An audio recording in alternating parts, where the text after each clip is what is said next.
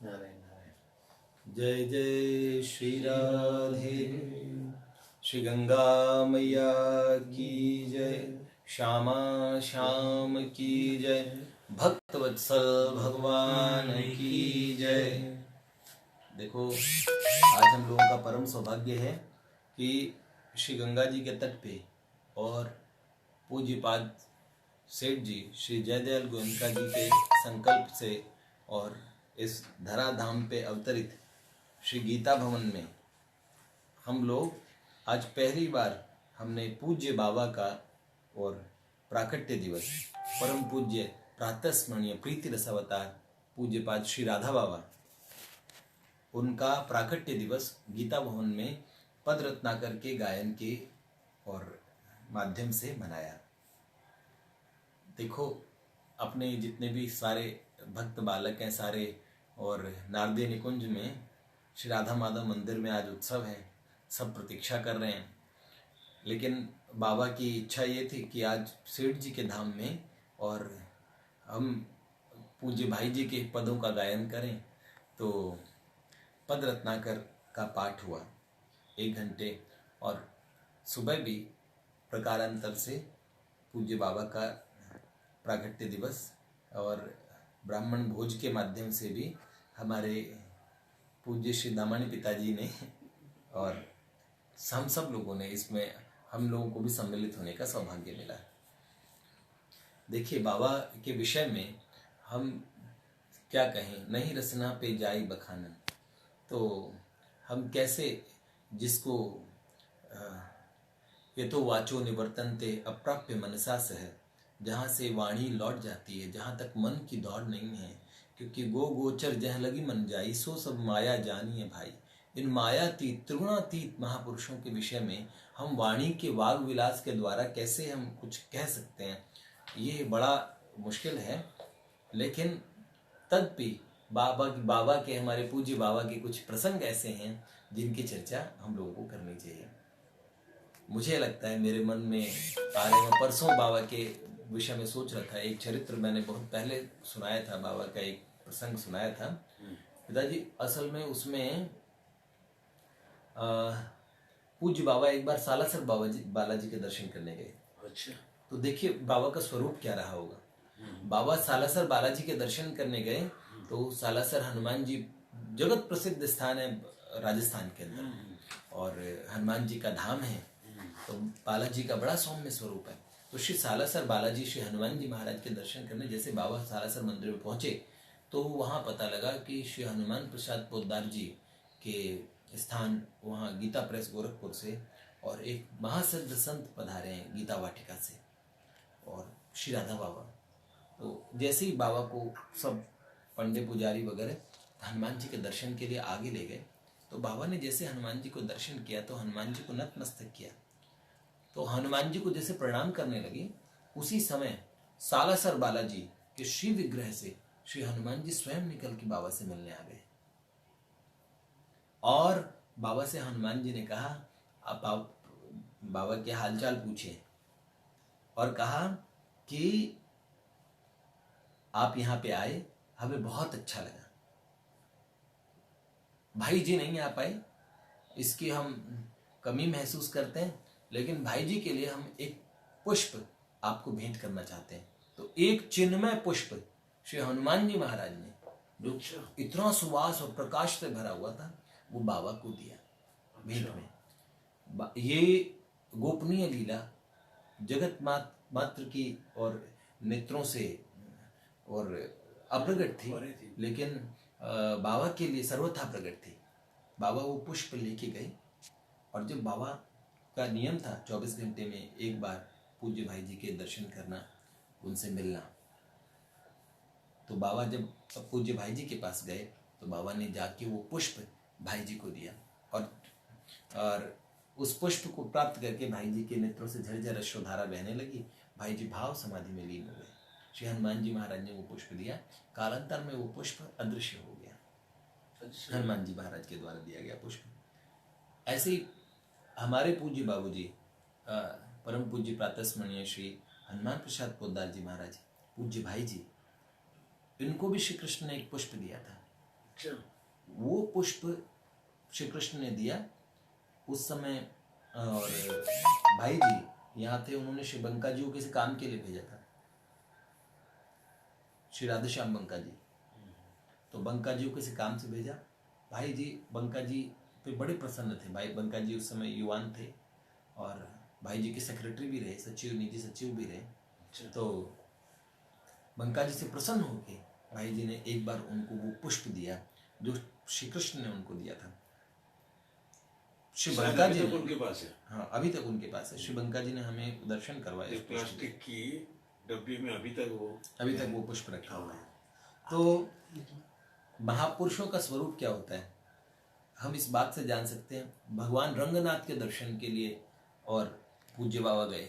अच्छा। किस तरह देव स्वरूप जिस स्थान पे बाबा दर्शन करने जाते थे उस स्थान से और निकलकर देव स्वरूप उस स्थान के अधिष्ठाता देव, उस स्थान के अधिष्ठाता और स्वयं बाबा से मिलने के लिए आ जाते थे। बाबा रंगनाथ जी के दर्शन के लिए गए। तो रंगनाथ जी के दर्शन के लिए जैसे गए, रंगनाथ भगवान को देखा अंदर। रंगनाथ भगवान के और भगवान शेष शैया पे है, रंगनाथ जी में। तो भगवान के दर्शन करते हुए बाबा ने जैसे उन्हें प्रणाम किया, तो बाबा के जैसे दर्शन करने आए तो बाबा ने अपने आप को देखा, बाबा ने प्रणाम किया, अंदर से रंगनाथ भगवान अपनी शैया से उठ के आ गए और आते ही उन्होंने बाबा से पूछा, आपको हमसे क्या चाहिए?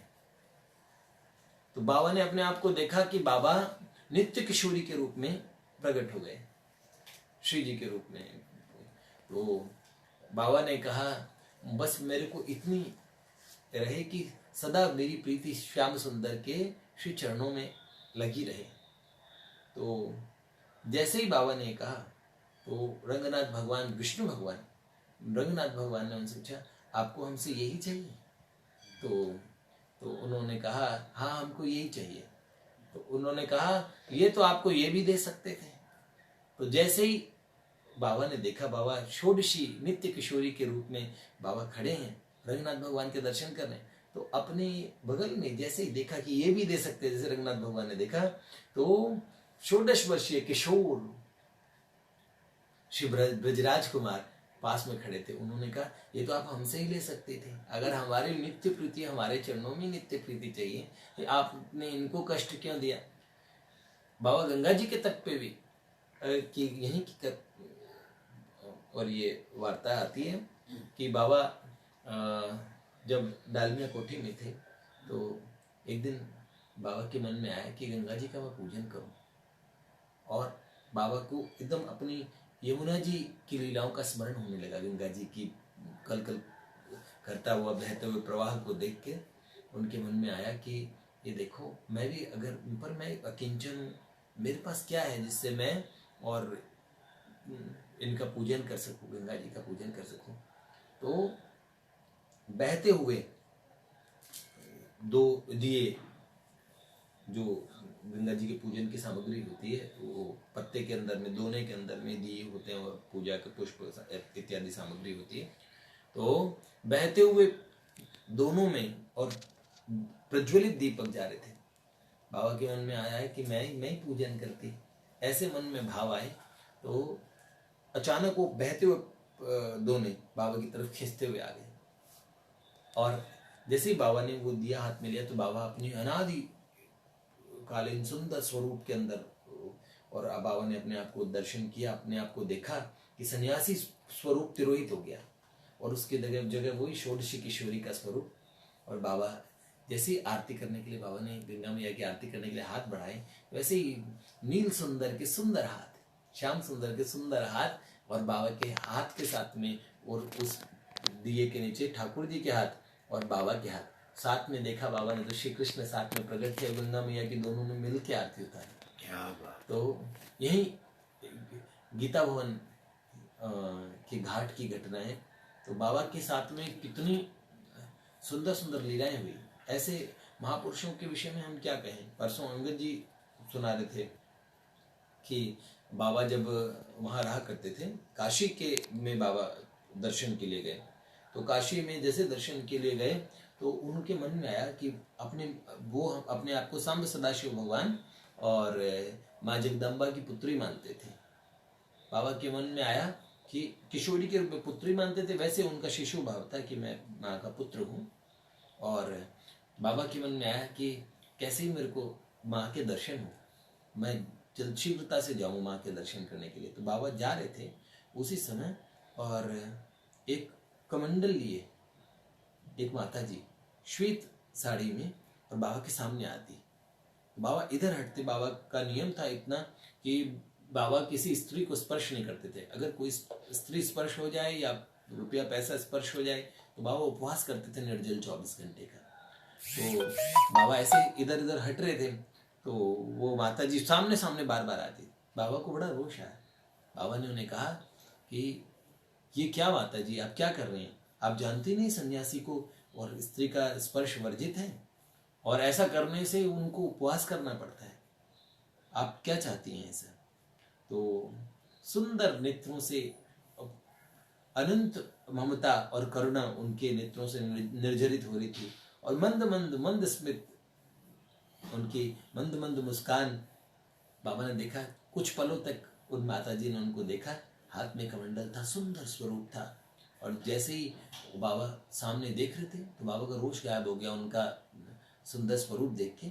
अचानक वो अंतर्ध्यान हो गई और बाबा ने देखा, ओहो ये क्या? तो बाबा के अंतःकरण से आवाज आई, ये कोई अन्य नहीं, वही माँ अन्नपूर्णा थी जिनके दर्शन के लिए मैं मंदिर में जा रहा था, जिनका मैं दर्शन करना चाहता था। तो बार बार उस स्थान की धूल लेके अपने मस्तक से लगाने लगे, और इस प्रकार बाबा को माँ के दर्शन हुए, माँ अन्नपूर्णा के।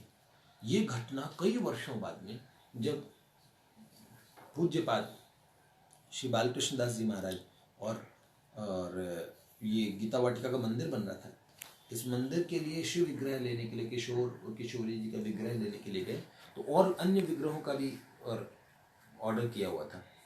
तो उसमें माँ भगवती का जो स्वरूप आया, शंकर भगवान के साथ माँ पार्वती का जो स्वरूप था, उसमें बनाने वाले मूर्तिकार ने बिना ऑर्डर के ही कमंडल लेके और माँ जी का स्वरूप बनाया। कमंडल है हाथ में। तो लोगों ने बोला, जब वो शिव विग्रह है तो भाई ये कमंडल क्यों रखा हाथ में? माँ जी का तो वरद हस्त होता है, बाकी भगवान शंकर के साथ माँ पार्वती जी के हाथ में कमंडल नहीं होता है, ऐसा क्यों बनाया? तो बाबा ने कहा कि नहीं, ये पूर्व में ऐसा मेरे साथ ये घटना हुई थी। उस समय माँ के हाथ में कमंडल था। वर्षों बाद वही माँ और अन्नपूर्णा और वाटिका के अंदर में, आज वाटिका में महादेव भगवान शंकर के साथ में उनके पार्श्व में माँ भगवती विराजित है। तो कमंडल लिए, तो ये घटना। लेकिन अंतर जगत की लीलाओं के विषय में जो अधिकारी हैं उनको तो समझ में आ जाएगा, बाकी कोई कैसे जाने कि अंतर जगत में महापुरुष महात्माओं के साथ क्या लीला होती है। अब ये जितनी बातें जो भावुक साधक हैं, जिनके हृदय बस भगवान की इस रस धारा से अछूते नहीं हैं, उनको तो ये बातें श्रद्धा ग्राह्य है। वो श्रद्धा से इन बातों को समझ जाते हैं कि ये बातें सर्वथा त्रिकाल बाधित सत्य है, इनमें कोई अतिशयोक्ति नहीं है, कोई बात बढ़ा चढ़ा के नहीं कही जा रही, ये बात ठीक है। लेकिन वो ऐसा देखना चाहते हैं कि महात्मा सिद्ध हैं, तो बहिर्जगत में इसका क्या प्रमाण है कि महात्मा सिद्ध हैं? तो बाबा का जीवन तपश्चर्या से युक्त है, ऐसे कठोर तपस्या से युक्त उनका जीवन रहा, ऐसे संयमी और क्या कहें वैराग्य की प्रतिमूर्ति और प्रेम का, जिनमें ऐसी अविरल धारा जिनके अंदर बहती थी, ऐसे हमारे पूज्य बाबा। उनके बहिर्जीवन का, जो बहिर्जगत में भी अगर उनके जीवन को देखा जाए तो चमत्कारों से भरा हुआ था। ऐसी कई घटनाएं हैं, जैसे श्री राम सनेही जी पूज्य भाई जी की सेवा में थे, तो श्री राम सनेही जी को सेवा की मूर्ति कह सकते हैं। इतनी सेवा उन्होंने बाबू जी की, भाई जी की इतनी सेवा की।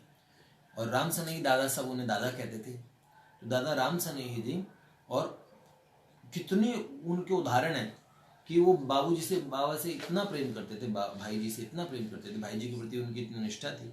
एक बार क्या हुआ, पूज्या बाई भाई जी की पुत्री, भाई जी की एकमात्र पुत्री और श्री सावित्री बाई फोगला जी, और उनकी साड़ी में अंगीठी से आग लग गई। सर्दियों का समय था तो आग लग गई।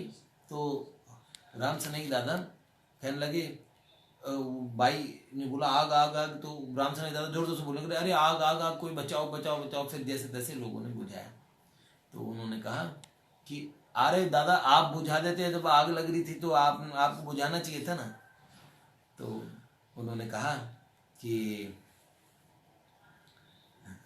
कैसे भाई जी ने मना किया, अपने प्रवचन में बताया कि जो स्त्री का स्पर्श करता है, पर स्त्री का स्पर्श करता है, उसे नर्क जाना पड़ता है। तो लोगों ने कहा कैसे हो आप, कैसे हैं? लोग तो अपने प्रियतम प्रेमास्पद की प्रसन्नता के लिए नर्क जाना पड़े तो उससे भी नहीं घबराते, आप कह रहे हो नर्क जाना पड़ता है, नर्क के भय से।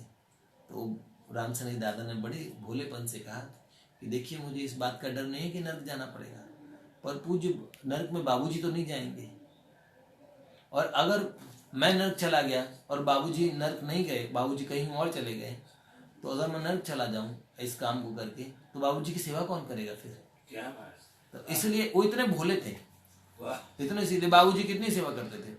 तो उनके हाथों में और एक्जिमा हो गया। ये जुगनू बुआ तो बहुत ये बात बताती है, उन्होंने बाबा की ये घटना अपनी आंखों से देखी है, और कितने लोगों ने देखी है वाटिका की घटनाएं। तो उनके इतना एक्जिमा हो गया, हाथों में एलर्जी कि अंगुलियों से पस निकलने लगा, अंगुलियों से पस बहने लगा, इतनी बुरी हालत कि अंगुलियां गलने लगी, सारी अंगुलियां। तो इतना उनके अंदर मवाद थी कि कोई उनको देख भी नहीं पाता था, पास भी नहीं जाते थे, लोग डरते थे कि भाई कौन सी बीमारी है, क्या चीज़ है। तो पूज्य बाबा उस समय उनको बुलाते और कहते अपने हाथों से उनकी वो पट्टी खोलते और फिर मवाद साफ करते, और साफ करके फिर उनमें दोबारा पट्टी बांधते दवाई लगा के, औषधि लगा के। तो लोग डरते थे बाबा मत करो ऐसे, लेकिन बाबा को कौन कहे, बाबा करते थे। तो जुगनू बुआ बोला करती हैं, श्री माधव शरण जी की पुत्री बुआ जी, जिन्होंने जिन चरणों के नीचेपन पे ये लिखा है, माधव शरण पाठक जी, हाँ उन्होंने लिखा शरीर है नहीं, वो तो उसके बहुत बड़े, शायद गीता प्रेस में भी उन्होंने बहुत काम किया। वो तो कोई शायद बड़े अधिकारी थे, ऑफिसर थे शायद, IAS रैंक के माधव शरण जी। तो फिर बाद में वो वाटिका में आ गए सब कुछ छोड़ छाड़ के बाबूजी की सेवा में। उस समय शायद उनका बहुत अमीर परिवार हुआ करता था, उनके पास में अंग्रेजों के टाइम में भी वो हुआ करता था, इक्का जो होता है, मतलब जो रथ टाइप का, और बहुत उनके विषय में मैंने सुना था, मेरी स्मृति से बहुत सारी बातें चली गई। तो माधव शरण जी उनकी पुत्री जुगनू बुआ, वो कहती हैं कि हमने मरियम को और जीसस को गोद में लिए हुए उनकी मूर्तियां देखी है, उनके चित्र देखे हैं, ऐसी ममता नजर होती है उसमें, दिखती है, पर वो बात नहीं नजर आती। और जैसे यशोदा मैया श्री कृष्ण को प्रेम करते हुए उनके चित्र आते हैं, बाबा के उस समय चेहरे की भाव भंगिमाएं देखने लायक होती थी जब वो उनके पस को साफ करते थे, इतनी ममता उनके मुखारविंद पे होती थी बाबा के, बाबा उन साफ करते थे। तो एक दिन उन्होंने बाबा को ऐसे कह दिया कि और बाबा, और आप अपनी शक्ति से मेरे हाथ ठीक कर दो। तो बाबा ने इतना डांटा, क्या कहते हो, हैं तुम इस काम के लिए आए थे, इसमें ऐसे हमारी शक्ति लगाने के लिए कहते हो, हम ऐसी बात कहेंगे श्री कृष्ण से, ये इतने से रोग को ठीक करने के लिए? बाबा ने खूब डांटा उन्हें। तो उन्होंने कहा, थोड़ी देर, कई देर तक सुनते रहे बाबा की, बाबा काफी देर तक बोलते रहे, डांटते रहे, और बाबा जब डांटते रहे तो चुपचाप सुनते रहे। उसके बाद उन्होंने बोला, असल में सर्दी बहुत है, ऐसे में भाई जी मुझे एक भी काम नहीं करने देते, मेरे हाथ में वो लगे हुए। तो बोले भाई जी खुद नलके से पानी निकालते हैं, खुद उन्होंने अपने कपड़े धोए। तो बोले क्या कहा? बुद्धार महाराज ने खुद कपड़े धोए, खुद नलके से पानी निकाला। फिर बाबा ने दोबारा डांटना शुरू किया, बताया क्यों नहीं ये बात हमें पहले, ये बात तुम्हें पहले बतानी चाहिए थी, अच्छा जाओ अब यहां से, ऐसे बाबा ने उनसे कहा। वो चले गए। जुगनू बुआ, शायद जुगनू बुआ ने उनसे कहा कि एक होम्योपैथी के डॉक्टर है, उनसे आपकी दवाई की बात करेंगे कल। तो उन्होंने उस दिन रात में राम सनेक दादा सो गए और सुबह जुगनू बुआई उन डॉक्टर को और लेके पहुंची या कुछ ऐसे राम सनेक दादा के यहाँ गई सुबह सुबह एकदम, और उन्होंने उनको उनकी कुटिया पे जाके बोला कि आपको डॉक्टर साहब को दिखाना है और वो एक्जिमा आपकी जो हो रखा है वो दिखाना है। तो दादा ने उसमें से कंबल में से हाथ निकाल के दिखाए, वैसे के वैसे हाथ एकदम ठीक, मतलब एक रात में सारे पस से लेकर सारी चीज़ें ठीक एकदम। तो बोले ये हाथ कैसे ठीक हुए? तो बोले राम सनेक दादा रोने लगे। उन्होंने बोला ये कैसे ठीक हुए बता। तो और जुगनू बुआ और ये सब लोग गए बाबा के पास, बोले बाबा आपने किया ना ये सब ठीक, ये देखो इनके हाथ कैसे ठीक हुए। तो बाबा कहने लगे, बाबा उदाहरण में कहने लगे, अरे हमने कैसे किया? ये तो जिनकी निष्ठा पे हमने बहुत चमत्कार सुने हैं। श्री कृष्ण ने इतने लोगों को ऐसे ठीक किया है, इतने चमत्कार हम लोगों ने सुने हैं ऐसे। और फिर बाबा उदाहरण ले लेके बार बार में कहा करते, देखो हमारे राम सनेक जी को हो गया था ऐसे ही, हाथ में हुआ था और इतने हाथ गल गया था बिल्कुल, और बिल्कुल इतना पस निकलता था इतने। तो पहले दिन बाबा की ये बात हुई, अगले दिन वो जब सुबह उठते हैं उनके हाथ बिल्कुल ठीक हो जाते हैं। तो ये घटना श्री दिलीप जी का देहांत हो गया। कितने लोगों को जीवन दान घटना, उनका देहांत हुआ और उनकी वो अपोलो हॉस्पिटल में उनका निधन हुआ।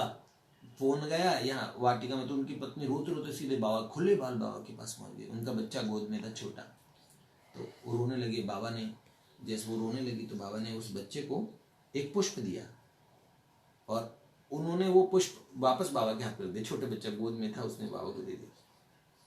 तो बाबा और ये विद्याओं के बड़े जानकार थे। बाबा ने देखते ही ऐसे कहा, ये बच्चा अपने पिता के जीवन मुझसे चाहता है। ये बच्चा मुझे ऐसे संकेत में कह रहा है कि मेरे पिता का जीवन लौटा दीजिए। अच्छा। हाँ, तो बाबा ने कहा भगत कमंडल लाओ मेरा। अच्छा। तो कमंडल मंगाया और संकल्प किया कि यदि वास्तव में श्री कृष्ण प्रसन्न हो तो उनको 20 वर्ष की आयु और दी जाए, उनको मिल जाए, उनको या 20 वर्ष की आयु से हम बताया था, वो जीवित हो जाए। ऐसा करके जैसे ही वो छोड़ा, वो जाओ बिटिया सब मंगल होगा।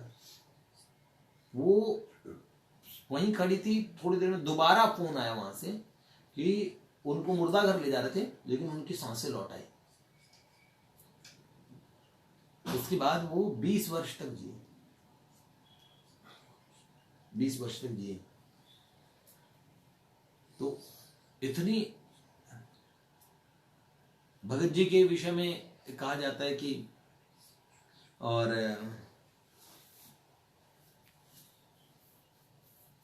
बाबा ने एक बार कहा भगत को बुलाओ, और बाबा बैठे थे, सर्दियों का टाइम था, कंबल में मुंह ढक के। भगत जी जो बाबा की सेवा में थे, वहीं पे उसमें खाट पे लेटे रहते थे ना। भगत जी भगत जी ने बहुत सेवा की है, बहुत सेवा। आप देखो 50-60 साल जवानी के अवस्था में थे, 60-70 साल लगाए बाबा जी सेवा में। तो भगत जी ने और क्या किया, उनको बोले भगत को बुलाओ। पूरी कंबल ऐसे लपेटे हुए थे बाबा ने। तो बाबा ने कहा भगत, हाँ। तो बोला कि ये जरा कंबल हमारे मुंह से हटा दो। तो भगत जी ने, सब लोग नीचे बैठे थे तख्ते पे, बाबा अपने उस पे बैठे थे और नीचे सब लोग थे। तो भगत जी ने जैसे कंबल हटाई तो भगत जी का शरीर एकदम कांपने लगा। उसमें इतना सुंदर जैसे लगा प्रकाश निकल रहा है, और चांद सा राधा रानी का चेहरा, इतना सुंदर मुखारविंद। अच्छा। बाबा की आवाज पर चेहरा श्री जी का। फिर बाबा ने कहा भगत कंबल बंद कर दो, ढक दो। तो जैसे देखा भगत जी ने आजीवन बाबा को फिर कभी छोड़ा नहीं। तो बहुत भक्तों के जीवन का अनुभव है और महात्माओं की लीलाएं ऐसे कहा करते थे पूज्य बाबा। ये कहते थे कि वाटिका में कभी कभार हंसी में विनोद में बहुत बहुत विनोदी भी थे। तो कहते थे कि वाटिका में दो पागल कुत्ते रहते हैं, एक तो थोड़ा संकोची है, काटे बिना छोड़ भी दे, पर दूसरा वाला तो काट के ही छोड़ता है। मतलब एक भाई जी और एक खुद यार कह रहे ये चक्रधर और Hanuman Prasad Poddar and Chakradhar and Hanuman Prasad Poddar company है, खोटे सिक्कों को चलाने की कंपनी। चक्रधर हनुमान प्रसाद कंपनी। हाँ। क्या है? और अब की बार हमारे यहाँ वो आए थे किशोरी जी को भैया डॉक्टर भीष्म कपूर जी। तो उन्होंने कहा कि डॉक्टर भीष्म कपूर जी ने कहा हम बाबा को कीर्तन हमने सुनाया। तो वो बाबा ऐसे कहने लगे, बाबूजी आपको एक बात सुनाता हूँ। बाबा इंग्लिश में बोला करते थे। तो कहने लगे, once upon a time I went to Gaya. एक बार मैं गया।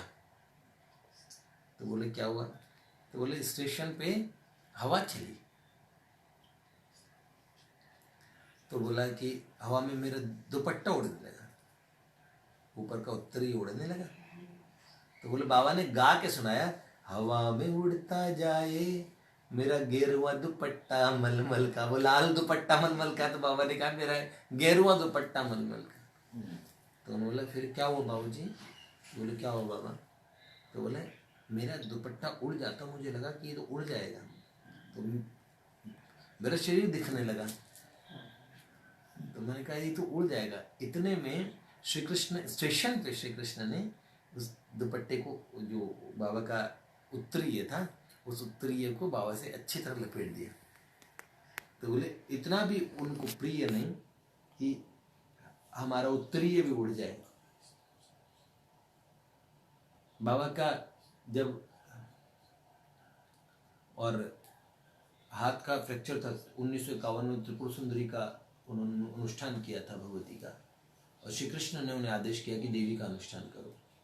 तो बाबा कितने करोड़ जप का बाबा ने संकल्प लिया था देवी के नाम का, और आदिशक्ति की साधना बाबा को श्री कृष्ण ने करवाई। बाबा ने स्वयं भी मंत्र बनाए देवी की स्तुतियों के लिए, देवी के उसके लिए। तो उस समय बाबा के हाथ में जो फ्रैक्चर था, तो शौच में जब बाबा शौच के लिए गए तो वहाँ बाबा को बड़ी दिक्कत हुई कि कैसे मैं अपना ये वस्त्र संभालूं। तो शौचालय के अंदर में ठाकुर जी के सुंदर हाथ आए, उन्होंने बाबा का वो लिया और अच्छे से बांध दिया। तो बाबा के जीवन में तो कितनी घटनाएं हम आपको बताएं, असंख्य है। पर ये है जो अंतरंग भक्त हैं उन सब के लिए। बाहरी लोगों में तो ये बताना पड़ता है कि किस प्रकार से महापुरुष का जो बाहरी चरित्र ही सुनाना पड़ता है। उनकी अंतरंग वार्ताएं शायद ही किसी को समझ में आए, लेकिन भगवान की बड़ी कृपा है। गंगा जी के तट पे इतनी देर हमने बाबा का स्मरण किया, बाबा के बारे में तो क्या बोले। हरि अनंत, हरि कथा अनंता तो है ही, ऐसे ही भगवान के भक्त भी अनंत होते हैं और उनकी वार्ताएं भी अनंत हैं। और बस बाबा ने अपना परिचय इतना दिया, हूँ वही जिसे कहकर मेरे प्राणों की रानी है प्रियतम, थे पकड़ लिए वे हाथ लगी मेहंदी जिसमें थी हे प्रियतम। है क्यों? मैं वही हूँ वही जिसे कहकर मेरे प्राणों की रानी है प्रियतम, आपके प्राणों की स्वामिनी हूँ मैं, वही हूँ। तो जय जय प्रियतम के कई चौपदे भगवान ने स्वयं लिखे हैं। जैसे एक चौपदा पूरा नहीं हो रहा था, जैसे ठाकुर जी ने पूरा किया और ठाकुर जी ने कहा प्राणों का सौदा होता है एक क्षण में ही ऐसे प्रियतम, ये पंक्ति ठाकुर जी की है। और गैरिक मिट्टी से थी यद्यपि अवनी लिपि पुती प्रियतम, ये वाला भी ठाकुर जी का है। ठाकुर जी बाबा गैरिक मिट्टी लिखवा रहे थे, लेकिन ठाकुर जी ने बोला नहीं, गोबर मिट्टी का प्रयोग ठाकुर जी ने करवाया कि इसमें ऐसा किया जाए। तो बहुत घटनाएं हैं। पूज्य बाबा के प्राकट्य दिवस पे हम लोग ये अंतरंग चर्चा पूज्य श्री पिताजी के साथ बैठ के हम लोग कर रहे हैं। कुछ भक्त यहाँ पे गीता भवन में आए हुए हैं। वो उस पार मिलेंगे। हाँ, बाबा के लिए कहते हैं उस पार मिलेंगे वरदायक। बाबा का ये था कि उस पार मिलेंगे। तो यही वाली बात है। बाबा ने हम सबको आश्वासन दे रखा है और हम पूज्य बाबा से ये प्रार्थना करते हैं कि इस मार्ग पे चले हैं तो थोड़ा अच्छे से चल पाए और उनका वरद हस्त हमारे मस्तक पे है ही, इस बात का हमें सदा अनुभव होता रहे और हम अनुभव करते रहें। परम पूज्य बाबू जी की जय, परम पूज्य बाबा की जय, परम पूज्या मैया की जय। जय जय श्री राधे। पूज्या बाई की जय।